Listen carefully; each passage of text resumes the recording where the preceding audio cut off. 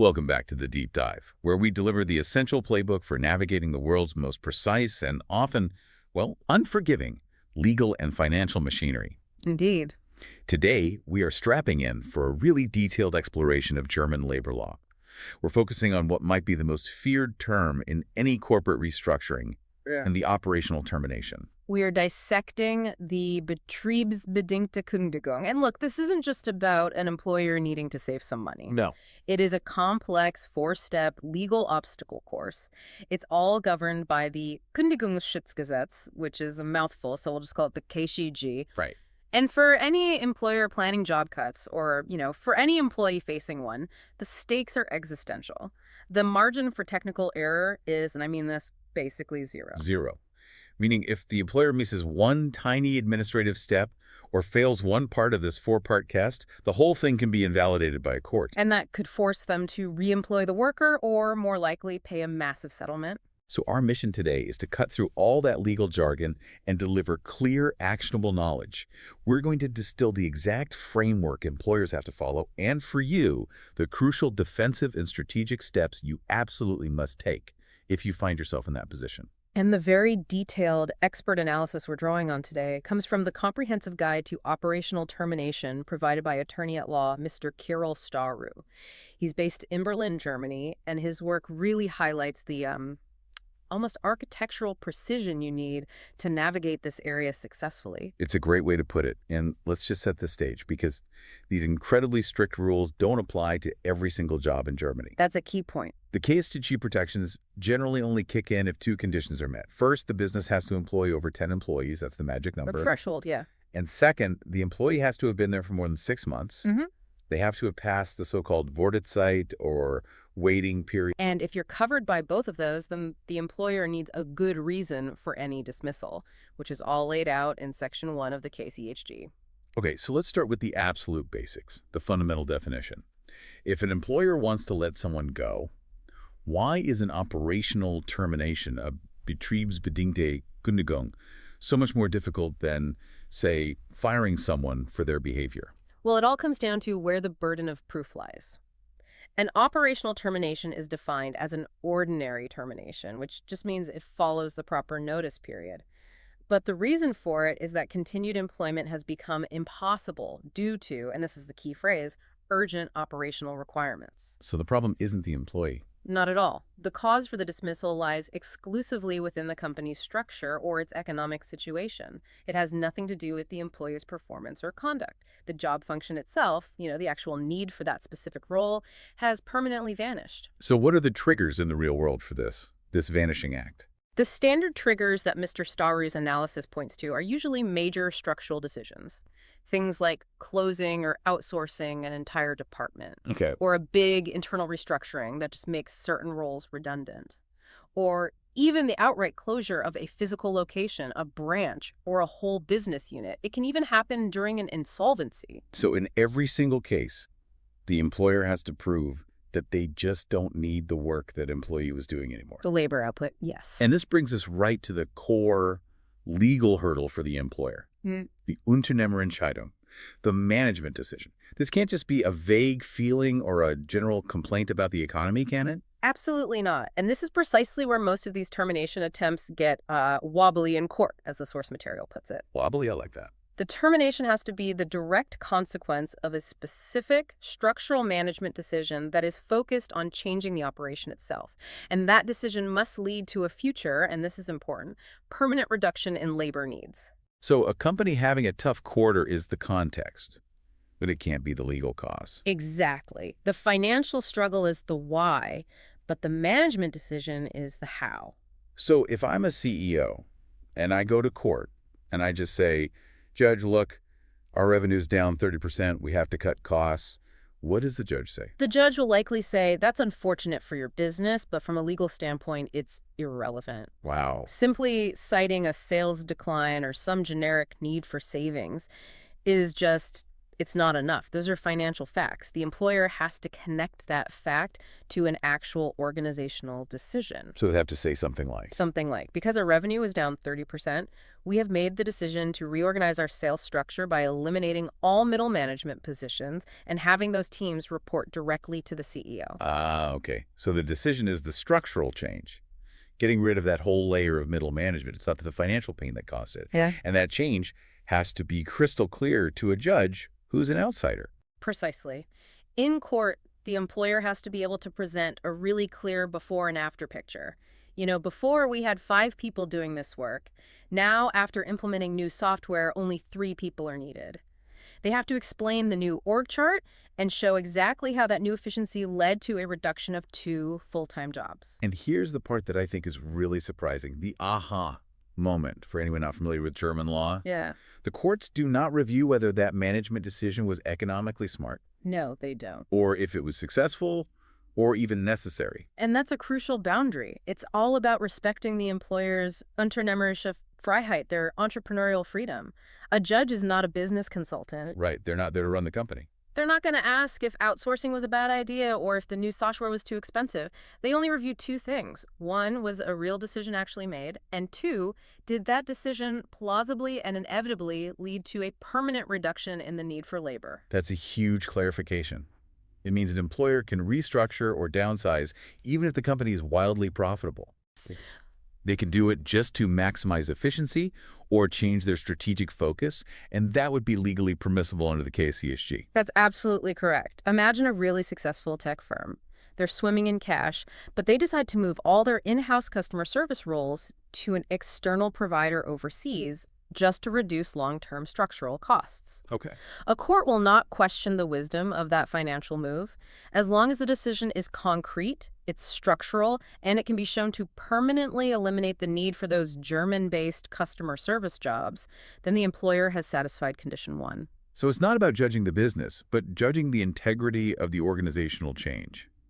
Is there ever a situation where this explicit structural decision isn't needed? Yes, there is an exception, but it's fragile. Employers try to avoid relying on it. It's what's called an external operational reason. It happens when the need for labor is directly and tightly linked to external contracts. For example? Say a major customer cancels a huge, specific, long-term contract. And that contract's loss directly and immediately eliminates the need for a dedicated assembly team whose work was 100% tied to that one contract. So their jobs just evaporate overnight. Right. In that case, the employer might argue that the job loss is inevitable without some big internal restructuring decision. But it's a very hard argument to make unless that link is perfectly transparent and calculable. Okay, so the employer has established a plausible structural decision. They've passed condition 1, the permanent operational requirement. But they still face 3 more non-negotiable hurdles. And if they fail any one of these, the termination is automatically invalid. Let's move to condition 2, Dringlichkeit, which translates to urgency, right? Or the lack of alternative employment. And this is a massive safeguard for the employee. Even if the employer proves the original job is permanently gone, the termination is not urgent if that employee could reasonably be moved somewhere else within the business. Even within a larger company group. Yes, potentially. The law says the employer has to exhaust all possible avenues of continued employment first. Termination is the last resort. So what exactly counts as all possible avenues, or a free job in this context? A free job is any position that is currently vacant or is reasonably expected to become vacant by the time the employee's notice period ends. And it has to be a similar job. It has to be comparable to the employee's previous tasks or something they are qualified for or could easily be trained for. The employer has to look at every open role, even if it's technically a lower value or less senior position, as long as the employee has the skills. This is where that concept of Weisungsrecht, the employer's right to direct work, becomes absolutely critical, isn't it? It connects everything. The Weisungsrecht basically defines the legal reach of the employer's authority under the existing contract. If that contract gives the employer the right to transfer an employee to a different location, a different shift, or a somewhat different role without having to write a whole new contract. So if it's within that scope of authority... Exactly. If it is, then that alternative position must be considered a free job that negates the urgency. The employer has to offer it. Okay, let's unpack that with an example, because this is a real deep dive nugget. Let's say the contract says the employee is hired as a project manager based in Berlin, and the company has a vacant project manager role, but it's in Frankfurt. The contract doesn't say anything about relocation. What happens then? Well, if the contract is location-specific like that, moving the employee to Frankfurt would require a fundamental change to the contract. It's something called an Änderungskündigung, a termination for the purpose of changing contract terms. Oh. And because a contract change is needed, the Frankfurt job is technically not a free job that the employer can just assign them to using their existing Weisungsrecht. Which means the termination isn't urgent anymore. Correct. The employer can't claim urgency. They'd have to either offer that formal contract change, the Änderungskündigung, or try to justify the termination on other grounds. So that's a powerful distinction. The employer can't use the threat of a layoff to strong-arm an employee into a new, less favorable contract. Exactly. And this leads us directly to a massive strategic opportunity for the employee. It's right there in the law. Section 1, paragraph 2, sentence 3 of the KSCHG. It's what the source material calls the employee's strategic tip. Okay, tell us. What should you do if you hear rumors that a layoff is coming? You should proactively inform your employer, and I would do this in writing, maybe even registered mail, of your willingness to accept reasonable retraining, an Umschulung or other training, a Fortbildung, or just modified working conditions to fill any available alternative role, even if it's less senior. Why is that so powerful? Because by making that formal offer, you legally obligate the employer to consider it. They can no longer just claim, oh, there's no possibility of continued employment if you, the employee, have offered to close the skill gap yourself through reasonable training. As long as that training is, justifiable for the company to provide. Of course. But if the employer refuses a reasonable offer of training that would bridge the gap to a vacant job, the termination can be invalidated. Why? Because they failed in their duty to offer continued employment. That completely reframes the power dynamic. Yeah. The employee goes from just passively waiting for the axe to fall to actively challenging that whole no alternative argument. It turns the concept of urgency on its head. The employer has to show they did everything possible. And if you, the employee, offer to make the possible easier for them, their refusal becomes a huge vulnerability in court. Okay, so let's touch briefly on condition 3, Interessenabwägung, the balancing of interests. Why is this usually less of a big deal in these operational cases compared to, say, firing someone for being late all the time? Well, because if the employer has already successfully passed conditions 1 and 2, meaning the job is genuinely gone and there's absolutely no alternative role, the courts generally can see that the employer's interest in restructuring to save the business outweighs the employee's interest in keeping a job that no longer structurally exists. So it's more of a secondary check. It is. The real battleground, almost always, is condition 4, social selection. Which brings us to Sozialauswahl, social selection. This is the mechanism that injects social fairness right into the heart of the process. It forces the employer to protect the people who need the job most. Absolutely. This is really the cornerstone of German dismissal protection. The principle is simple. Among all the comparable employees whose roles are being reduced, only the employees who are deemed the least socially in need of protection can be terminated. Okay, but before we get into the criteria for that, we have to talk about the first minefield, defining the comparison group. Who exactly is being compared against whom? And this step is deceptively complicated. The group has to be horizontally comparable. Let's go back to the source's retail chain example. You have 3 branches, 30 employees in total. 1 branch is closing, so 10 jobs are being eliminated. Right. The employer cannot just terminate the 10 people who happen to work in the branch that's closing. Wait, why not? I mean, their branch is physically gone. That seems logical. It seems logical, but it's not how the law works. It all comes back to the Weisungsrecht. If the employees were all hired as, say, sales personnel for the Berlin region, and the employer could legally move them between any of the 3 branches without writing a new contract, Then they're all considered interchangeable. they're all in the same pool. They're all horizontally comparable. So if, say, 21 of those 30 employees are general salespeople, then those 21 form the comparison group. And if 10 jobs need to be cut, those 10 cuts must come from the 10 lowest scoring members of that entire 21-person pool, no matter which physical branch they currently work in. Wow.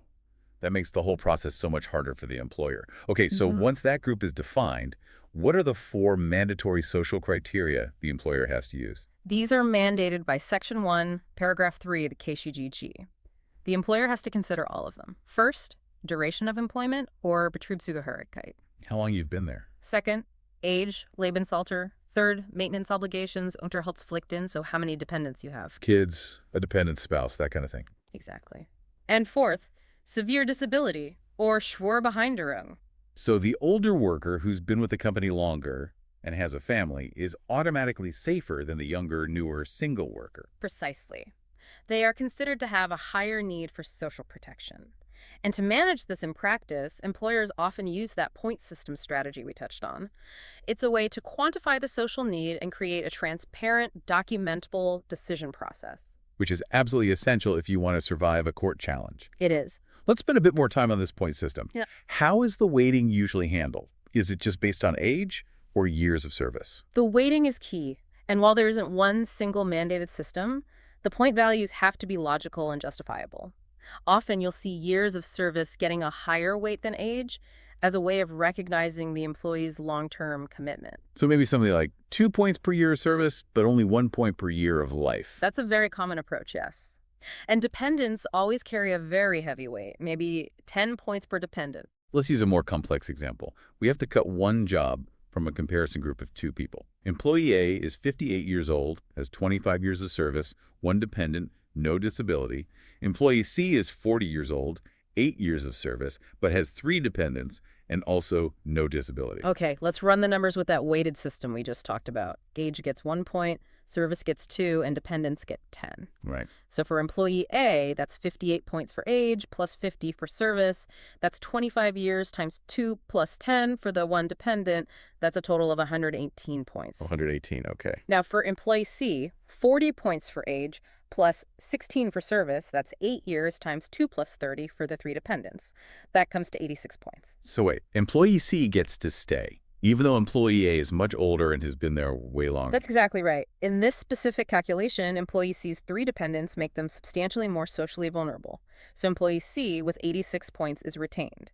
Employee A with 118 points is terminated. It's the person with the lowest score who is terminated. I got that backwards. Ah, yes. My apologies. The person with the lowest score is deemed least socially protected. So in our example, employee C with 86 points would be the one terminated. Employee A with 118 points is more protected and gets to stay. Thank you for that clarification. No problem. So the higher the score, the safer you are. And if the employer gets that math wrong or uses the right math but terminates the person with the higher score anyway, the termination is automatically flawed. The point system creates this objective constraint the employer simply cannot ignore. And what about people who can be excluded from this social comparison entirely? The employer can exclude 2 main types of employees, but they have to justify it. First, there are those with statutory untouchable status, like certain members of the Works Council. Okay. And second, and this one is much more controversial in court, are employees whose continued employment is demonstrably necessary because of special knowledge, abilities, or achievements. Or to maintain a balanced personnel structure. Right. Give me a clear example of that specialized knowledge exception. Okay, think of a software developer who is the only person in the entire company certified to maintain their unique mission-critical server architecture. The one person who knows how everything works. Exactly. If the company can prove in court that losing this specific person would functionally halt their operations, they can be excluded from the social selection, even if they have a very high social score, and would normally be safe. But the key is they have to prove that knowledge is truly irreplaceable within a reasonable time frame. And what about that phrase, balanced personnel structure? That sounds incredibly vague. It is vague, which is why it's so often challenged. It's meant to allow a company to retain certain key people to prevent the whole operational structure from collapsing. For instance, retaining a balance of genders or keeping some younger professionals to ensure there's a pipeline for future leadership. But the courts must look at that very closely. Very closely. They need to be sure the employer isn't just using this as a loophole to, weed out high-scoring older staff that they think are too expensive. The interest has to be genuinely organizational, not discriminatory. We've spent a lot of time on the 4 substantive reasons an employer has to get right. Now we need to turn to the procedural landmines, the so-called Stolperstein, the stumbling blocks. Even if all the reasons are perfect, one procedural mistake can void the entire process. And the first, and probably the most common, is the Works Council hearing, the Betriebsrat. If a company has a Works Council, the employer is legally required to consult it fully correctly and in a timely manner before the termination is even issued. That's Section 102 of the Works Constitution Act. And if they don't?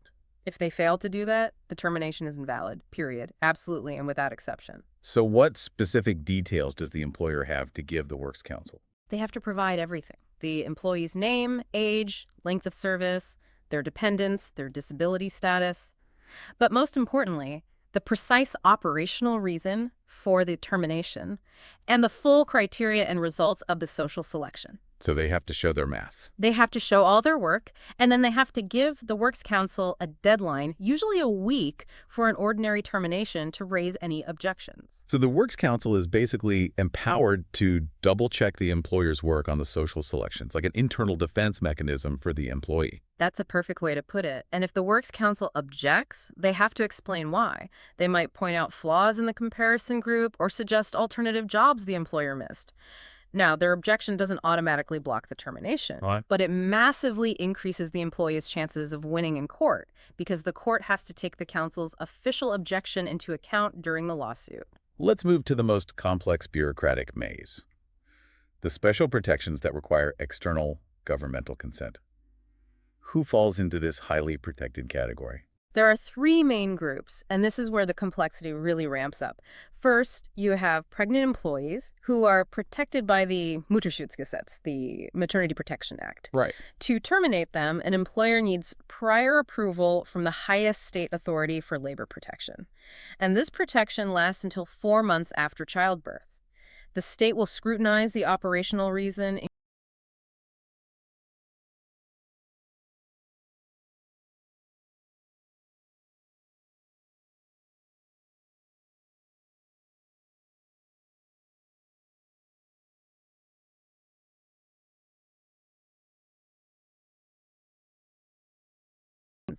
it's a specialized public body.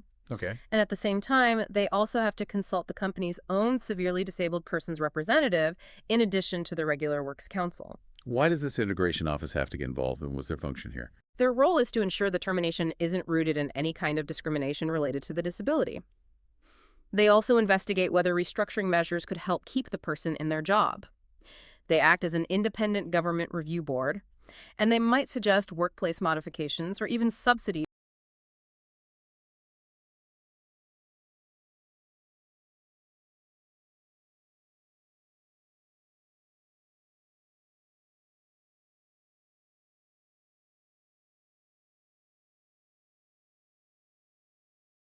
misconduct or relevant to our topic if the entire business shuts down. And even if only a single department closes, a Works Council member from that department must be relocated to any other department where comparable work exists. They essentially become the last employees standing. So the entire state apparatus, the integration office, the state labor authority, the Works Council, is specifically designed to make these terminations extremely formal and time-consuming. It ensures speed is never prioritized over social protection. That's the social contract that's embedded in the KSGHG. The system deliberately imposes a very high formality cost on the employer to make sure they are serious about the permanent, unavoidable necessity of the job loss. Okay, now let's turn the focus completely to you, the listener. You've just received that official, intimidating operational termination letter. What is the single most critical, urgent piece of information you need to internalize right now? The iron deadline. The 3-week Klugfrist. You have precisely 3 weeks, that's 21 calendar days, from the moment that notice is delivered to you to file a Kündigungsschutzklage. That's a suit for protection against termination. You file it with the labor court, and it is the only way to challenge the validity of the termination. And if you miss it, what happens on day 22? If you miss that deadline, Section 7 of the KSGHG kicks in, and the termination is irrevocably presumed to be valid. Irrevocably. It doesn't matter if the employer messed up the social selection, forgot to talk to the Works Council, or missed a deadline with the integration office. All those mistakes, substantive and procedural, are just wiped clean. The termination is legally binding, and you lose all your legal recourse. Forever. And that clock is just terrifyingly strict. But let me ask the strategic question. Why should an employee file that suit if they actually want to leave the company anyway? Maybe they've already found a new job. You file the suit to secure leverage. The moment that suit is filed, the employer faces a huge financial risk. If they lose in court, they are liable for paying you back wages for the entire duration of the lawsuit. That could easily be 6, 12, even 18 months of salary. Which is a massive unbudgeted cost for Like them. a huge one. And that threat forces them to come to the negotiating table. And what are the goals of that negotiation? It's not always just about keeping the job, is it? Rarely, actually. The negotiation, which usually happens in a mandatory settlement meeting called a gut-termin very early in the process, typically focuses on 3 goals. 1, negotiating a guaranteed severance package, an abfindung. 2, securing a highly positive, unchallengeable employment certificate, or Zeugnis. And 3, negotiating a clean, mutually agreed upon end date that helps your transition. Let's talk about that severance pay. There's a common myth that every fired employee in Germany automatically gets severance. You've clarified that's false. Yeah. So when is severance actually guaranteed? It's generally only guaranteed if a court finds the termination was invalid and you agree to take money instead of your job back, or if it's required by a social plan that was negotiated by the Works Council during a mass layoff. But there is one exception. Yes. The exception that allows the employer to guarantee it up front is Section 1A of the KSCG. How does it work? Is it some kind of legal shortcut? It's basically the employer's option to buy certainty. They state right in the termination letter that the termination is for operational reasons, and at the same time they offer a legally fixed severance amount, but only if the employee agrees not to file a lawsuit within that 3-week window. And what's the magic calculation for that? It is fixed by law. It's half a gross monthly salary per year of service. It's a standard formula designed to minimize lawsuits for the employer while giving a modest safety net to the employee. If you file the suit, the offer is withdrawn, and you fight for a potentially higher amount but with much higher risk. That brings us to what the employer really wants. The Aufhebungsvertrag, the mutual termination agreement. This avoids the entire messy KSHG process. So what's the upside for the employee? And crucially, what are the hidden dangers? Employers love the Aufhebungsvertrag because it gives them immediate, absolute legal certainty. For the employee, the upside is usually a negotiated, often higher severance amount, maybe 0.75 or even 1.0 gross monthly salaries per year of service. And sometimes paid time off. Yes, and often paid release from work duties during the notice period, which is called Freistellung. That lets you search for a new job while you're still getting your salary. That sounds pretty good. What's the hidden danger, especially when it comes to unemployment benefits? This is the massive danger, and you have to know this. It's the potential for a Sperrzeit, a blocking period on your unemployment benefits. Your Arbeitslosengeld. Right. If you sign a mutual termination agreement, the federal employment agency, the Arbeitsagentur, typically assumes you voluntarily gave up your job without a compelling reason. And that triggers a 12-week blocking period where you receive no benefits whatsoever. So you could sign a great severance package, but then have no income for 3 months? How do you avoid that risk? You have to make sure the Aufhebungsvertrag specifically addresses why you're signing it. Ideally, the contract should state explicitly that the agreement was reached to prevent an otherwise certain and imminent operational termination that the employer was going to issue anyway. So you get it in writing that you're going to be laid off regardless. Exactly. If the contract is clearly signed just to avoid a layoff, the Arbeitsagentur may waive the blocking period, but this requires extremely precise wording. You should never sign an Aufhebungsvertrag without understanding the unemployment consequences. That is profound advice. The fight isn't over when the job ends. It's about managing that transition. It really is. Okay, we've covered the statutes and the processes. But as we know, labor law is constantly being shaped by court decisions. They introduce new nuances that can sink even the best planned termination. Let's look at some recent case law that illustrates these persistent ambiguities. These rulings really show that the devil is always in the details, particularly when it comes to social selection and those procedural reporting obligations. Let's start with the latest on social selection nuance. How are courts challenging the way employers do this? We're seeing complexity in a couple of areas. The state labor court in Düsseldorf, for example, has reinforced that while employers often use a point system, like the one we discussed, the court's review focuses mainly on whether the result of the selection was socially just, not just the mechanical application of the points. So if the system produces a clearly unfair outcome. The system itself can be deemed flawed. At the same time, the Ham State Labor Court had a ruling that focused heavily on how you define selection groups based on qualifications. What was the implication of that Ham ruling? It confirmed that employers have to be incredibly rigorous when they define who is comparable. If an employer excludes someone from the comparison group because they say that person lacks a certain qualification, they have to be able to prove that this specific qualification is absolutely essential for the remaining jobs. And that it can't be learned. Right, that it can't be acquired through reasonable training. If the employee could do the remaining job with just a bit of training, then the selection group was defined too narrowly and the termination is invalid. It puts a huge burden of proof on the employer to justify every single exclusion. Okay, let's pivot to the extreme formality of mass lossing and mass layoffs. This involves reporting cuts to the Federal Employment Agency. Why are minor administrative errors causing such major headaches for employers? Because the European courts and the Federal Labor Court in Germany, the BAG, take these reporting obligations as a matter of absolute public policy. Recent rulings, including a big one in 2024, stress that the employer must ensure every single piece of required information is correctly delivered to the Arbeitsagentur. And this includes, critically, a copy of the initial information they gave to the Works Council about the planned layoffs. Yes, and that copy is so important. Why? Because failing to provide a copy of that initial information means the Arbeitsagentur doesn't have the baseline. They can't determine the starting point of the employer's internal consultation process. If that required paperwork chain is broken, even if the overall intent was correct, the court views the entire notification process as flawed. And if the notification process is flawed? All subsequent terminations related to that mass layoff can be deemed invalid. That could force the employer to pay back wages for potentially hundreds of employees.